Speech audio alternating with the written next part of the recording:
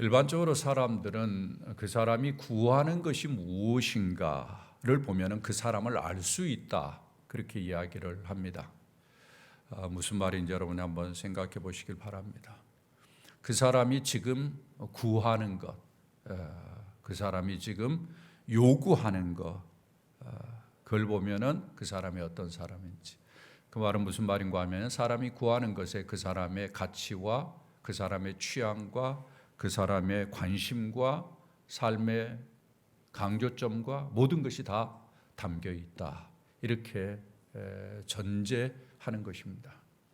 여러분 한번 생각해 보시기 바랍니다. 내가 갖고 싶은 것, 내가 구하는 것, 그 안에 어떤 것들이 들어있는가? 왜 내가 그것을 갖고 싶어 하는가? 왜 내가 그것을 구하는가? 그걸 보면은 나라는 사람을 잘 알 수 있는 것이죠. 어떤 면에서 나 자신을 그래서 이해하고 나라는 사람의 본질을 파악하는 데 있어서 뭐 다른 방법들이 여러 가지가 있지만은 가장 좋은 것은 내가 구하는 것이 무엇인가. 이걸 보면은 내가 어떤 사람인가를 아는데 도움이 많이 됩니다. 여러분이 인생을 살면서 자신을 좀 더 정확히 알고 인생을 사는 것이 참 중요한데, 그러기 위해서는 내가 진짜 구하는 것이 무엇인가를 잘 분석해보고 내게 장점이 무엇인가, 단점이 무엇인가, 내가 구하는 것을 분석해보면 어느 정도 알 수 있습니다. 그런 걸 보면서 인생을 좀 이렇게 지혜롭게 사는 것은 아무리 강조해도 지나치지 않다, 그런 생각을 해보게 됩니다. 여러분 볼 때 일반적으로 사람들이 구하는 것이 어떤 것들이 있을까요? 뭐 여러 가지 아이템으로 이야기하면 많은 것들이 있겠지만은 일반적으로 크게는 두 가지로 말할 수 있다고 합니다. 하나는 갖고 싶은 것, 그리고 또 하나는 필요로 한 것. 내가 갖고 싶은 것이 있고 내게 필요로 하는 것들이 있어요. 이 두 가지의 차이점이 뭘까요? 갖고 싶은 것은 어디에 기초한 거예요? 필요에 따라서 갖고 싶을 수도 있지만은 많은 경우는 나의 욕심과 나의 욕망, 이런 것들에 의해서 갖고 싶은 것들이 생겨나는 그러한 모습을 우리가 보게 됩니다. 내가 필요로 하는 것은 나의 삶을 살아가는 데 있어서는 꼭 요긴한 것들, 없어서는 안 되는 것들, 이런 것들을 지칭한다고 말을 하죠. 이렇게 보았을 때 내 인생을 살면서 내가 갖고 싶은 것을 구하는 사람인가, 갖고 싶은 것들을 계속해서 쫓아가는 사람인가, 아니면 내가 필요한 것을 구하기 위해서 애쓰는 사람인가. 그걸 보면 나는 욕망에 끌려서 다 사는 사람인가, 아니면은 필요에 따라서 뭔가 분별을 하면서 인생을 사는 사람인가, 이런 것들을 좀 구분할 수 있으리라고 생각합니다. 사람들 사이에 이런 이야기가 있습니다. 나이가 들면서는 갖고 싶은 것을 줄여라, 이런 이야기 있어요. 어떻게 생각하세요? 갖고 싶은 것을 줄여라, 대신에 필요한 것을 구하라. 일반적으로 사람들이 젊었을 때는 갖고 싶은 것이 참 많습니다. 그래서 그런 것들을 쫓아갑니다. 그런데 그 배경에는 욕심과 욕망이 담겨져 있습니다. 그래서 그런 것들을 쫓아가다 보면 잘못하면 우리의 시간과 에너지, 우리의 물질, 이런 것들을 많이 낭비하는 경우들도 있습니다. 나이가 들어서는 필요한 것을 찾게 되는데 지금 없어서는 안 되는 것들, 이런 것들을 찾아야 된다라고 이야기를 합니다. 그래야만이 나이가 들면서 좀 더 규모 있고 의미 있는 인생을 살 수 있다는 것이죠. 여러분 어떠신 것 같아요? 지금까지도 갖고 싶은 것을 추구하면서 살아가고 있습니까? 아니면 내게 꼭 필요한 것, 요긴한 것, 내가 인생을 살면서 놓치지 말아야 될 것들, 이런 것들을 추구하면서 살고 있는지 한번 살펴보아야 될 것입니다. 계속해서 갖고 싶은 것을 향해서 추구하다 보면 우리의 인생이 어떻게 보면 불행할 수 있고 또 유치해질 수 있는 그러한 경우들도 많이 있으리라고 생각합니다. 인생을 살면서 내게 필요한 것, 꼭 없어서는 안 되는 것이 무엇인가를 잘 분별하면서 사는 것은 인생을 살아가는데 상당히 중요한 지혜라고 저는 생각이 되어집니다. 오늘 성경은 바로 이런 이슈에 대해서 이야기를 하고 있습니다. 내가 구하는 것이 무엇인가에 대해서 생각해 보도록 하는 거예요. 내가 궁극적으로 구하는 것이 무엇인가? 먼저 내용을 우리가 좀 살펴보도록 그렇게 하겠습니다. 여러분 주보의 안쪽에 보면은 제가 설교를 좀 메모할 수 있는 용지를 집어놨는데 거기에 약간의 개요가 좀 들어 있습니다. 두 번째 문제를 보면은 거기에 내용을 좀 파악할 수 있는 아이템들이 몇 가지 있습니다. 첫 번째로는 세베대 아들의 어머니가 구하는 것입니다. 오늘 성경에 보면 20절에 뭐라고 이야기합니까? 그때 세베대의 아들의 어머니가 그 아들들을 데리고 예수께 와서 절하며 무엇을 구하니라고 이야기합니다. 예.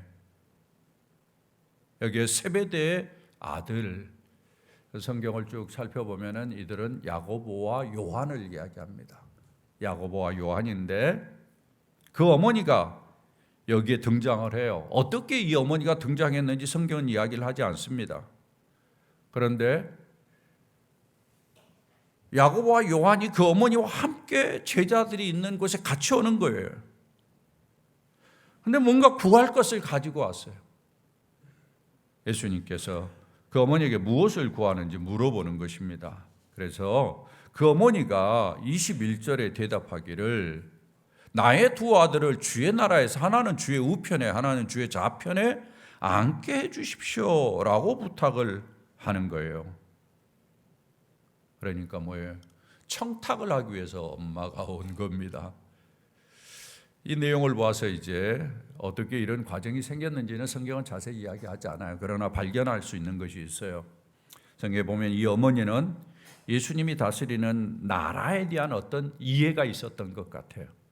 예수님이 와서 뭔가 나라를 구축할 것인가에 대한 이해가 있었어요. 그러니까 좌우측에 자리를 구하는 거 아니겠습니까? 예. 그리고 그 좌우측의 자리가 상당히 권세 있는 자리, 상당히 영향력을 끼칠 수 있는 자리, 뭔가 휘두를 수 있는 자리라는 것을 알았던 것 같습니다. 아마 이 어머니는 예수님께서 그동안 이야기하는 하나님의 나라에 대해서 이야기를 많이 들었을 수도 있고 또 다른 사람을 통해서 들었을 수도 있는데 그 나라를 마치 세상의 나라처럼 생각했던 것 같습니다. 그래서 이 세상의 나라처럼 생각하면서 예수님이 지배자인데 그 양쪽에 앉아 있으면 자기 자식들이 뭔가 권세를 부릴 수 있을 것처럼 생각을 했던 것 같습니다. 이 어머니가 어떻게 이것을 구하게 됐는지는 성경은 자세히 이야기하지 않습니다. 그런데 유추할 수 있는 것이 있어요. 어머니가 이렇게 구했는데 흥미로운 부분은 22절에 보면은 예수께서 대답해요. 이르시되 너희가 구하는 것을 알지 못하는도다 이렇게 이야기를 해요. 여기 너희는 누구를 이야기합니까? 제자들을 이야기하는 거예요. 어머님이 구했는데 예수님의 반응은 누구를 향하고 있습니까? 제자들을 향하고 있다는 이야기예요. 그럼 우리가 쉽게 유추할 수 있어요. 이 어머니 독자적으로 와서 부탁을 한 게 아니고 그 아들 되는 야고보와 요한이 어머니에게 좀 이야기를 해가지고 우리가 말하기 곤란하니까 어머님이 가서 좀 이야기를 해 주십시오 해서 온 것 같은 느낌을 충분히 우리가 유추할 수 있다 이렇게 생각이 되어집니다. 사실 얼마든지 그럴 수 있습니다. 이 어머니의 이 인간관계를 보면은 약간 자기 아들들의 이야기를 듣고 그래 내가 그럼 가서 한번 이야기를 해보지 이렇게 오실 수도 있다. 왜냐하면은 이 어머니가 누구냐면은 예수님의 이모가 되는 것입니다. 그래서 예수님의 이제 육체적인 예수님은 뭐 이 땅에 육체로 태어난 것은 아니지만은 예수님이 마리아의 이제 아들로 이렇게 태어났기 때문에 마리아와 이 어머니 살로메는 이종 관계, 이모예요, 이모. 서로가 사촌. 그러니까 여기에 등장하는 야고보와 요한 예수님과는 사실상은 사촌지간이라고 이야기할 수 있죠. 이런 관계로 봤을 때는 어머니 가서 좀 이야기를 해주시면은 좋지 않겠습니까? 이렇게 이제 이야기를 한 거죠. 충분히 그럴 수 있다라고 그렇게 생각이 되어집니다. 그러나 사실은 한편으로 보면은 이 어머니가 요즘 이야기로 하면은 구하지 않았어야 될 것을 구하는 거예요. 자식들을 위해서. 어쩌면 자식들에게 별로 좋지 못한 모습을 보여주고 있는 거죠.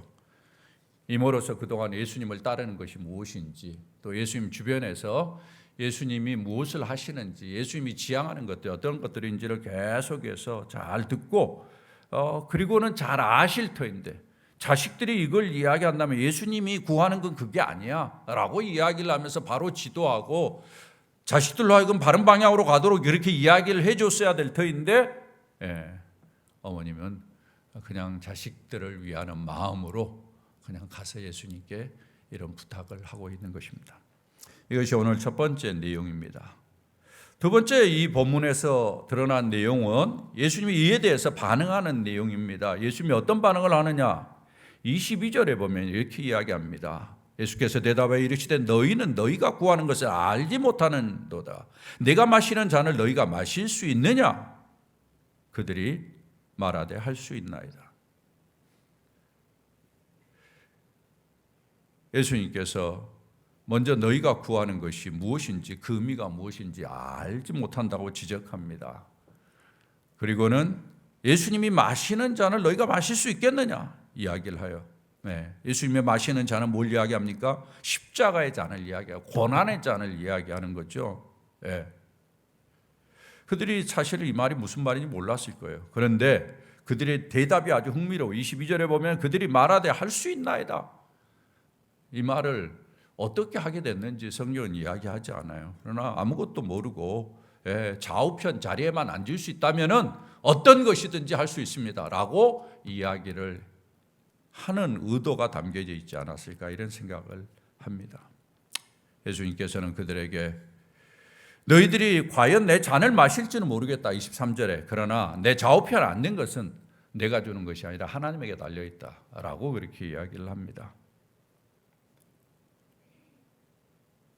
예수님께서는 이 이야기를 함으로 말미암아서 자신이 구하는 것이 제자들이 구하는 것과 얼마나 다른지를 여기에서 언급하고 있고, 또 한편으로는 제자들의 철없는 모습을 지적을 하고 있는 거죠.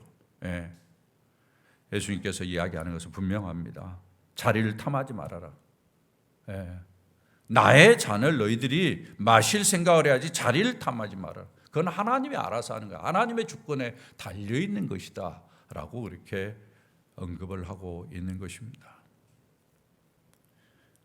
그러면서 주님께서 이야기하는 것은 너희가 구하는 것을 알지 못하는도다. 이 말 속에 담겨져 있는 것은 어쩌면 너희가 그것을 구하는데 그걸 구하기 위해서는 상당한 대가를 지불해야 되는데 그것에 대해서 너희들이 생각을 하면서 이 자리를 구하고 있느냐, 이렇게 이제 반문하는 거나 마찬가지죠.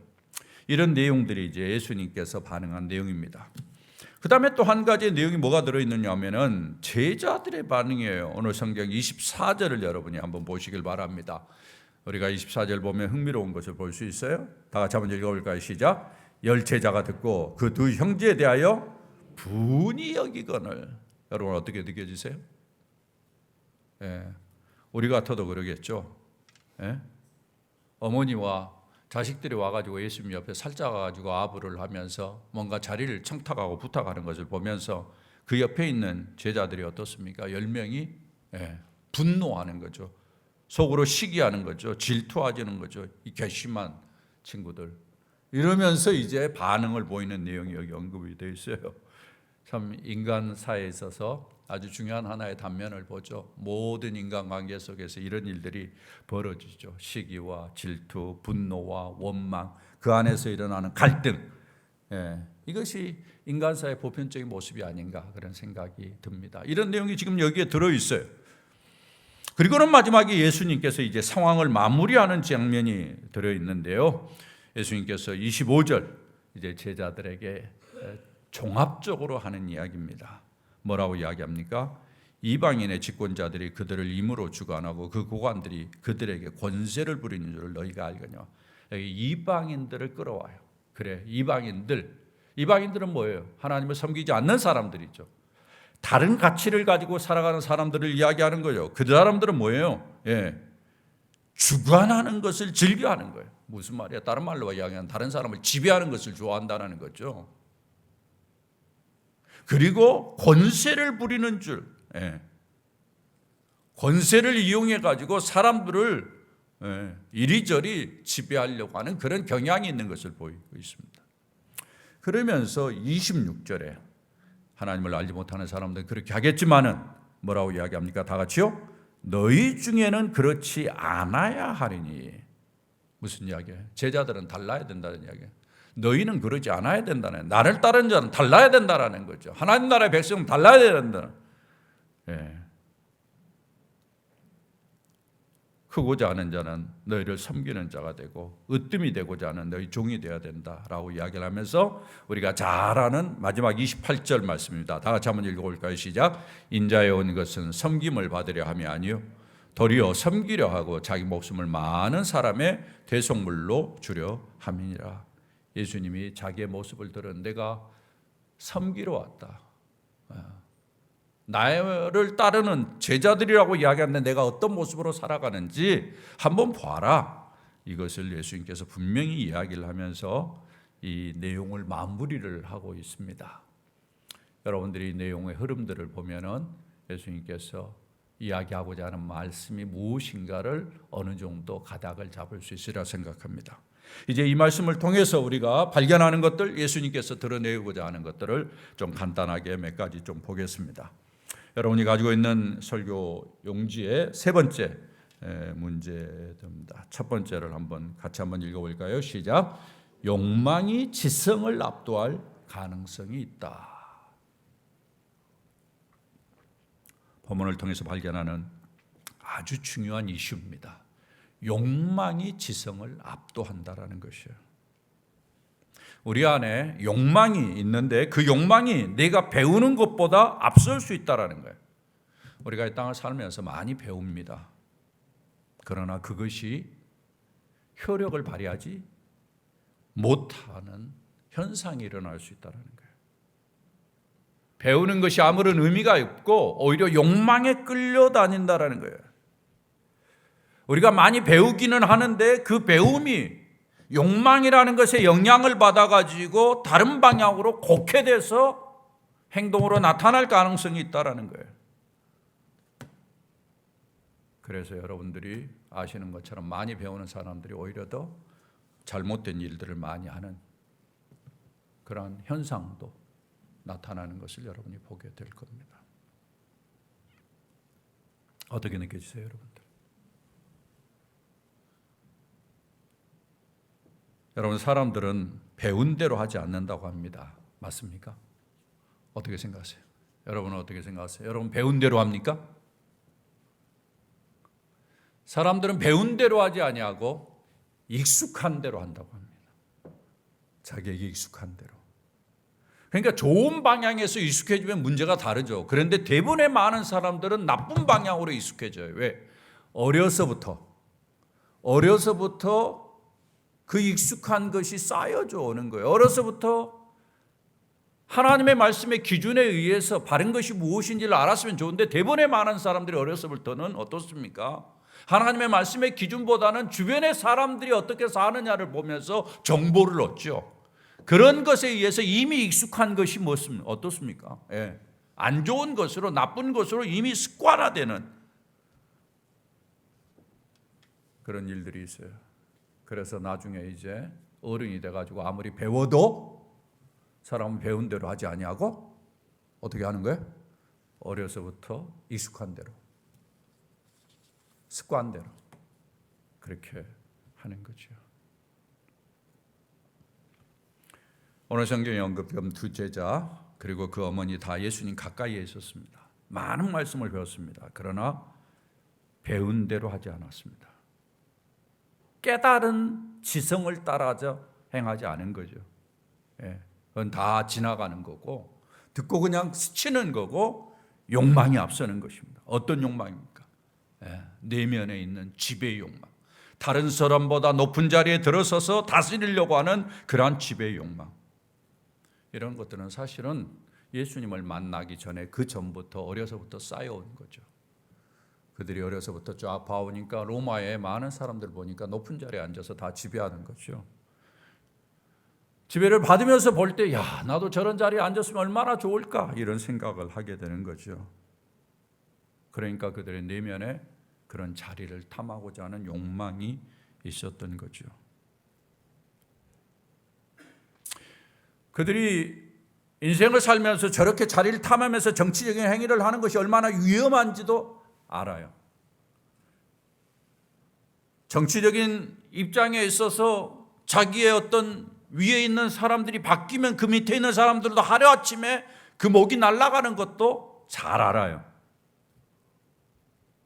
자리를 탐하지 않고 실력을 키우라고 배우기도 했어요. 진정한 존경은 다스리는 것에 있지 아니하고 섬기는 것에 있다는 것도 그들이 알아요.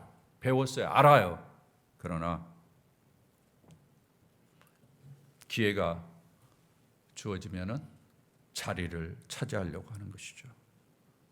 그 일을 위해서 이런저런 수단 방법을 다 동원하는 것입니다. 배운 것이 아무런 의미가 없는 것이죠. 알고 있는 것이 아무런 의미가 없는 것이죠. 이것이 사람의 어리석음입니다. 이게 사람의 어리석음이에요. 사랑하는 여러분, 우리는 이런 모습을 보면서 인간이 얼마나 연약할 수 있고 인간이 얼마나 어리석을 수 있는가를 잘 살피고 우리 안에 있는 욕망에 의해서 내가 움직였을 때 그것이 얼마나 불행할 수 있는지를 우리가 내다볼 줄 아는 통찰력과 안목을 가져야 됩니다. 오늘 본문에서 주님은 우리에게 아주 중요한 이슈를 우리에게 보여주고 있는 거죠.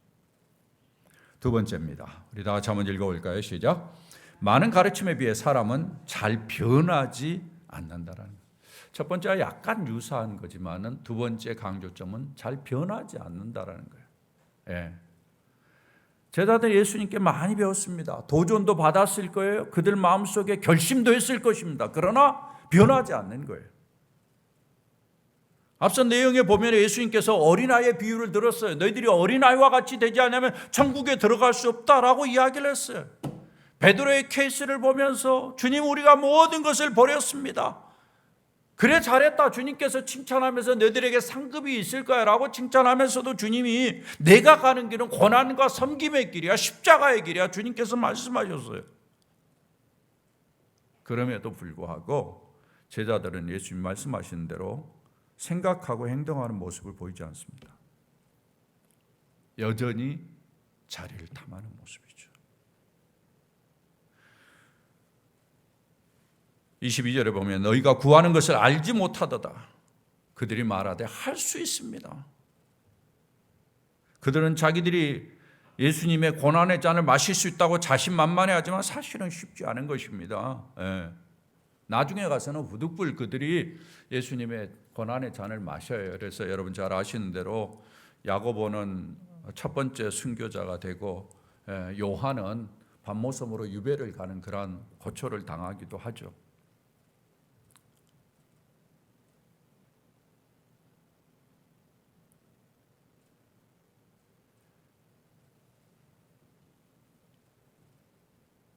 저들이 계속해서 영광만을 구하고 수차례 많이 배웠음에도 예수님이 뭘 추구하는지를 그렇게 많이 이야기를 들었음에도 불구하고 변하지 않는 그런 모습을 보는 거죠. 우리는 어떻습니까? 우리도 많은 이야기를 듣잖아요. 교회에서 이런저런 좋은 이야기들을 얼마나 많이 들어요. 저희 하나님의 말씀이라고 하나님의 권위를 가지고 우리가 듣는 말씀임에도 불구하고 우리가 잘 듣지 않아 변하지 않아요. 우리는 우리의 모습을 보면서 더욱더 겸손하고 아직도 내게 변하지 않는 그런 모습들이 있구나 이런 생각을 하면서 더욱더 하나님 앞에 엎드리고 우리 안에 있는 욕망을 쭉 극복하면서 뭔가 좀 배운 말씀대로 좀 해보려고 하는 노력, 내 안에 계시는 성령의 음성에 좀 주의를 기울이면서 성령이 말씀하신 대로 순종하려고 하는 그런 어떤 의지, 결단 이런 것들이 우리들에게 더 요긴한 것이 아니겠는가라는 생각을 해보게 되는 거죠. 사랑하는 여러분, 주님께서 우리의 삶 속에 오셔서 제발 좀 우리를 하여금 배운 대로 또 깨달은 대로 내가 결단한 대로 한번 해볼 수 있도록 성령의 능력으로 우리를 이끌어 주시기를 소원하고 그런 마음으로 더욱더 주님께 순종하는 축복이 있기를 주의 이름으로 부탁을 드립니다. 여기서 지나칠 수 없는 것이 한 가지 있습니다. 뭔고 하면은 세 번째 이슈입니다. 여러분 세 번째 이슈 한번 다 같이 한번 읽어볼까요? 시작. 가까운 사람의 나쁜 영향을 조심해야 한다. 여러분 가까운 사람이 나쁜 영향을 끼칠 수 있다라는 것에 대해서 어떻게 생각하세요? 우리가 인생을 살면서 우리는 사람이기 때문에 연약한 존재들이고 특별히 주변에 의해서 영향을 받는 사람들이에요. 그래서 내 주변에 어떤 사람들이 있느냐, 이런 사람 참 중요한데 내 주변에 있는 사람들이 좋은 영향을 끼쳐야 되는데 나쁜 영향을 끼치는 여러분 그런 사람들은 만나면 안 되죠. 그러나 아주 가까이 있는 사람이라고 함에도 불구하고 좋은 영향보다는 나쁜 영향을 끼치는 경우가 많아요. 이 어머니가 그래요. 사실은 오른쪽 왼쪽 자리를 요구했던 야고보와 요한의 어머니가 사실은 좀 의식이 있었다면 자식들의 이야기를 듣고 자식들을 그렇게 가르치면 안 되지. 야 그래 나 이모야 내가 한번 해줄게 라고 폼 잡을 수도 있겠지만은 그러나 자식들이 이야기를 할 때 야 예수님이 내가 그동안 다니면서 보니까 예수님이 추구하는 게 그게 아니더라. 예수님은 늘 우리에게 섬김을 가르쳤고 희생을 가르쳤고 낮아지는 것을 가르쳤어요. 그 말씀을 계속 들었으면은 그 말씀대로 야 너희들이 요구하는 거 옳지 않아. 하나님 나라는 그런 것이 아니야. 그러면서 정확한 기준을 가지고 이야기를 해줬어야 되잖아요. 그러나 그 어머니는 그러지 않았어요. 자식들의 요구를 따라서 그것이 옳은지 그른지도 생각하지 않고 그냥 말하는 것입니다. 어른들의 판단 기준이 문제가 있는 것을 보여주고 있어요. 중요한 것을 우리가 깨닫게 됩니다. 바른 기준에 따라서 행동하는 일에 있어서는 가까운 특별히 사람들, 친족도 조심해야 돼요. 친족이 좋은 영향을 끼쳐야 돼요. 오히려 잘못하면 가까운 사람이 나쁜 영향을 줄 수 있다는 거죠. 여러분 보세요. 이 야고보와 요한의 어머니를 보면서 발견한 것은 사람은 어른임에도 불구하고 자기의 선택에 있어서는 어리석을 수 있다는 것을 우리가 발견할 수 있습니다. 자식들이 잘못된 기준을 가지고 행동하면 선한 야당이 돼야 되죠. 그래서 잘 타일러서 이야기를 하고 또 자녀들도 어떤 면에서는 부모가 잘못된 기준으로 세속적인 기준으로 이야기를 한다면 부모에게 정확하게 이야기를 하고 견제할 줄 알아야 되죠. 물론 우리가 이런 부분에 대해서 좋은 자세와 태도 이것은 아무리 강조해도 지나치지 않으리라고 생각해요. 우리는 비판을 하는 사람들이 아니고 정확한 기준을 이야기하면서 그쪽의 방향을 맞춰가도록 설득하고 권면하는 사람이기 때문에 우리의 자세와 태도가 아주 좋아야 되죠. 가족이다, 친지다, 가까운 친구다, 동료다 가깝게 있기 때문에 무조건 따라야 하는 것은 바람직하지 않습니다. 여러분들이 요즘 정치판에서 내로남불이라는 말을 많이 듣지 않습니까? 자기 편은 늘 봐주는 것이죠. 내 편이라고 봐주는 식의 처신을 하는 것이 얼마나 어리석은 것인가를 성경이 보여주는 것입니다. 분명한 기준에 따라서 행동하는 모습 이것을 봐야 돼요. 크리스천으로서 우리의 신앙생활이 깊어갈수록 중요한 것은 성경의 기준이죠. 지키기에 좀 부담이 될 수도 있습니다. 그러나 내가 배운 것, 내가 아는 것이면 서로 격려하고 서로 응원하면서 서로 안전하게 지켜주는 것이 아주 중요한 이슈라는 것을 여기에 이야기를 해주고 있어요. 남편과 아내가 서로 지나치다 싶으면 말해야 됩니다. 옳고 그름이 무엇인지. 물론 성경에서 분명하게 이야기하지 않고 이럴 수도 있고 저럴 수도 있는 이슈가 있을 수도 있어요. 그런 것에 대해서는 좀 더 고집을 피우지 말고 유연하게 대하는 그러한 자세도 아주 중요하다는 성경이 그렇게 우리에게 보여주고 있습니다. 요즘 세상 속에서 이슈가 되는 성에 대한 부분들도 그렇습니다. 성경이 이야기한 대로 기준을 정확히 이야기해야 돼요. 요즘 사회에 이제 남성과 여성 외에 또 다른 성이 있다라는 것을 이야기를 하면서 성의식을 이렇게 헷갈리게 만들고 혼돈시키는, 그리고 성을 자기가 결정하는 성의 자기결정권, 이런 것들을 이야기하는 흐름들이 많이 있는데 얼마나 위험한지 모릅니다. 여러분들이 이미 그것은 우리가 이 앞서간 서구 구라파 쪽에서 잘 보여요. 인간의 자유라는 것 때문에 인간의 인권이라는 것은 인간의 존엄성을 유지하는 인권이지 인간의 존엄성을 파괴하는 인권이 아니죠. 예. 그런 걸로 인해서 얼마나 사회가 병들고 사람들이 망가지는 걸 잘 보셨을 거예요.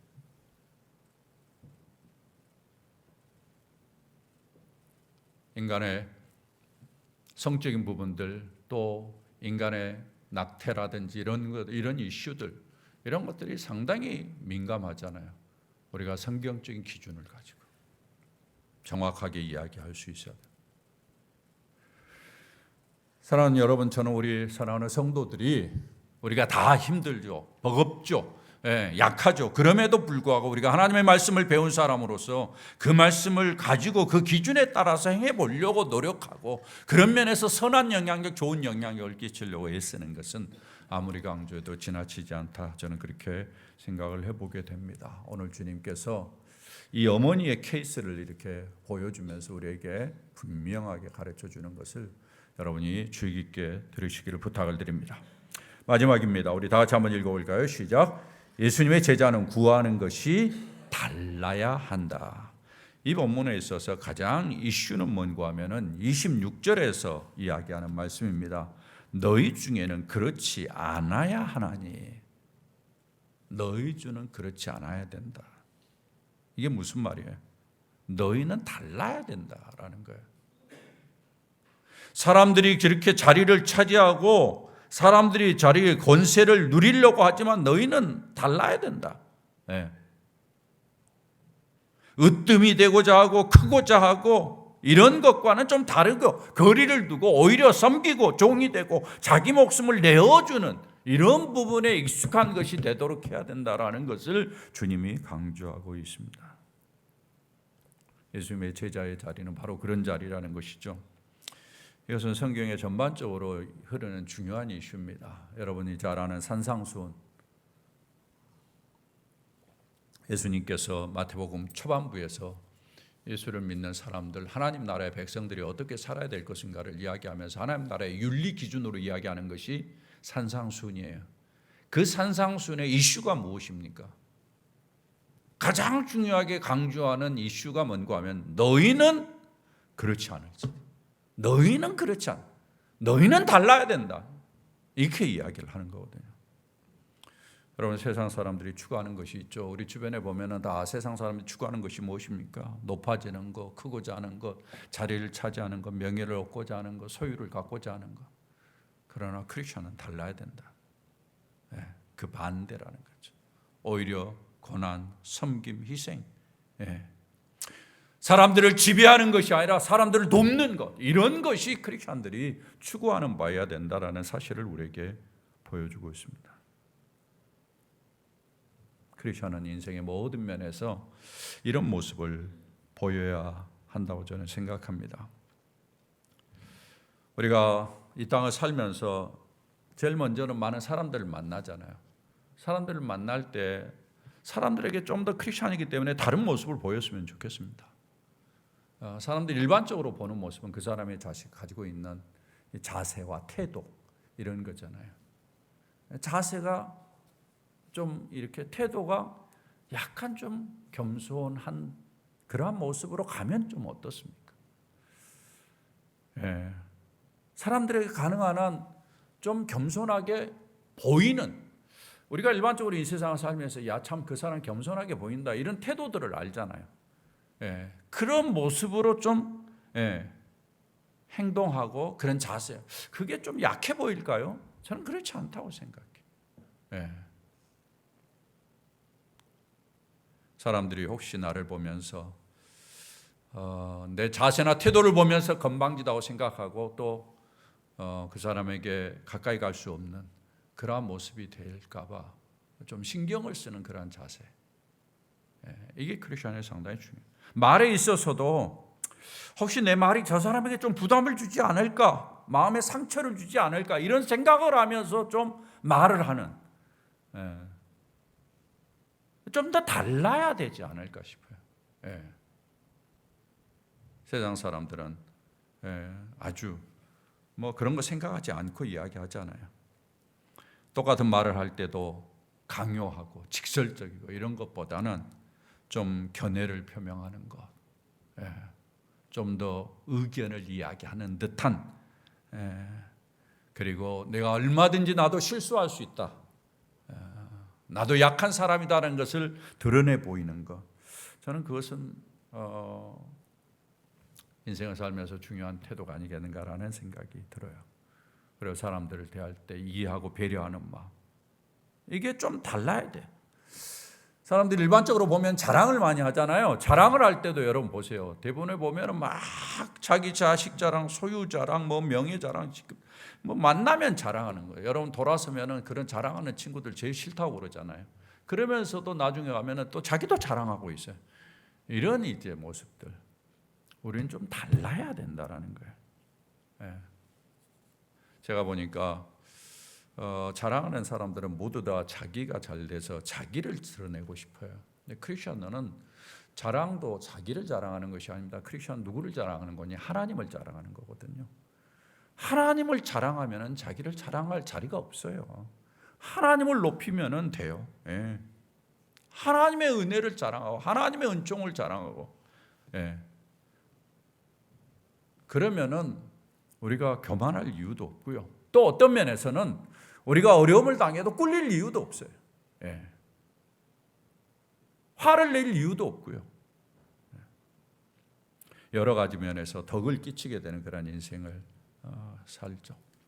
예수님께서 여기에서 우리가 피해야 될 것을 하나 꼭 지적합니다. 뭐라고 이야기하냐면 바로 주관하려고 하는 거. 이거 지적하는. 이방인들은 주관하려고 달려든다. 그러지 말라라는 거예요. 커서 주관하려고, 으뜸이 돼서 주관하려고 하는, 그러지 말라. 섬기는 자로 있으라 이야기를 합니다. 그러면서 예수님께서 내가 대속물로 내 자신의 생명을 내어놓는다, 내가 희생한다. 주님께서 이런 내가 그 길을 가는데 너희들도 좀 그렇게 해라. 사랑하는 여러분, 이 섬김, 이것을 우리가 힘써야 될 것을 오늘 예수님께서 강조하고 있습니다. 우리 교회 성도들 모두가 저는 이런 분들이 되었으면 좋겠다라는 생각이 듭니다. 이것이 제가 생각할 때는 영적인 성숙의 가장 아름다운 단계가 아니겠는가라는 생각이 들어요. 그래서 나를 만나는 사람들이 나의 섬김과 나의 어떤 자세와 태도 이런 것들을 보면서 평안해하고 옆에 같이 있고 싶어하고 사귀고 싶고 서로에게 최선을 다할 수 있는 그러한 모습으로 우리가 살아간다면 좀 더 아름다운 공동체가 되지 않을까라는 그런 생각을 해보게 됩니다. 사랑하는 여러분, 사람에게는 누구나 구하는 것이 있습니다. 여러분이 궁극적으로 구하는 것이 무엇인가를 마음속에 잘 분석을 해보십시오. 오늘 주님께서는 섬김을 이야기하고 있습니다. 사람들이 그걸 원하지 않을지 모르지만은 우리는 달라야 됩니다. 예수님께서 지금까지 많은 부분에 있어서 믿음에 대한 이야기를 했어요. 근데 오늘 이 마지막 부분에 가서 예수님이 이제 좀 지나면은 예루살렘으로 들어가서 실제로 예수님이 말하신 대로 죽음을 향해서 갑니다. 근데 지금까지 예수님께서 예수님을 따르는 제자들에게 뭘 이야기했습니까? 믿음에 대한 이야기를. 왜? 제자들이 믿음을 어떻게 하면 더 할 수 있습니까? 요청을 했기 때문에. 그래서 여러분이 지금까지 들은 하나님의 말씀을 어느 정도 기억할지 모르겠습니다만 다시 한번 차트를 보시죠. 예수님께서 이야기한 믿음을 더해달라라는 제자들의 부탁에 너희들이 믿음을 더하기 위해서는 이런 과정들을 거쳐라 해서 5개의 중요한 이슈를 이야기를 했어요. 절대 감사하고 끊임없이 기도하고 자기를 포기하고 하나님의 약속의 말씀을 붙잡고 십자가와 부활을 지향하는 그러한 방향으로 움직여라. 그래야만이 믿음을 더할 수 있다. 여러분이 믿음을 더하셔야 돼요. 여러분이 믿음을 가졌을 때 다른 인생을 살 수 있습니다. 믿음이 여러분을 변화시키고 여러분을 하여금 세상에 영향력을 끼치는 인생을 살게 만들고 여러분 자신이 보았을 때도 이 세상에 참 멋있게 인생을 살 수 있다라고 확신하게 만드는 것이 믿음이에요. 그래서 믿음이 계속 자라기 위해서는 여러분들이 이런 5가지를 거쳐 가야 되는데 예수님께서 지금 이 본문에 와서 이 세팅에서 이 말씀을 하셔요. 제가 가만히 생각해 봤어요. 이 이야기를 하다가 왜 이 이야기가 언급이 될까 가만히 생각하다가 제가 발견하는 것은 뭔가 하면은 이 모든 것들이 내가 노력을 하지만은 믿음을 갖기 위해서 이렇게 노력하지만 믿음을 완전히 깨버리는 것이 하나 있다. 그게 뭔가 하면은 자기가 높아지려고 하는 것. 남을 지배하려고 하는 그것이 아무리 믿음이 있어도 그 믿음을 오히려 더 파괴시키고 믿음이 계속 자라지 못하게 만들 수 있다. 이런 생각을 하게 됐어요. 결국은 이 모든 믿음을 성장하는 요소의 가장 하이라이트, 가장 위대한 것은 섬김이 있다. 섬김이 없이 믿음을 아무리 키워도 그 믿음은 영향력이 없다라는 생각을 하게 됩니다. 사랑하는 여러분, 우리의 가장 중요한 하이라이트는 결국은 섬김으로 나타나는 거죠. 네가 믿음이 있느냐? 그 믿음을 나에게 보여라. 그것은 뭘로 보일 수 있어요? 섬김으로 보이는 거죠. 섬김으로.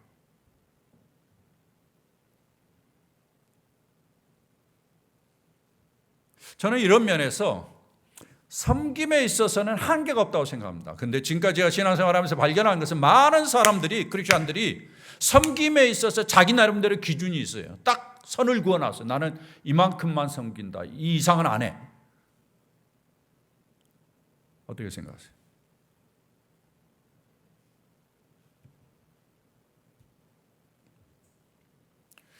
우리가 잘 못해도 그렇게 선을 그으면 안 됩니다. 우리가 잘 못해도 우리의 기준은 누구까지 가야 돼요? 예수님까지 가야 돼요. 기준은 예수님에게 올려놔야 돼요. 잘 못해도. 예수님 뭐예요? 자기를 희생하면서 자기의 생명을 내어주면서 섬기는 거잖아요. 우리가 잘 못하죠. 그렇게까지 어떻게 할 수 있겠어? 이렇게 이야기할 수 있어요. 그러나 내 스스로 나는 이만큼만 섬겨, 이만큼만 봉사할 거야, 이만큼만 희생할 거야. 나는 그 다음에는 안 해. 여러분, 이것은 예수 믿는 사람의 자세와 태도가 아닙니다. 우리가 예수님의 제자라고 한다면 이런 면에서는 기준이 없어야 됩니다. 예수님처럼 되어야 됩니다.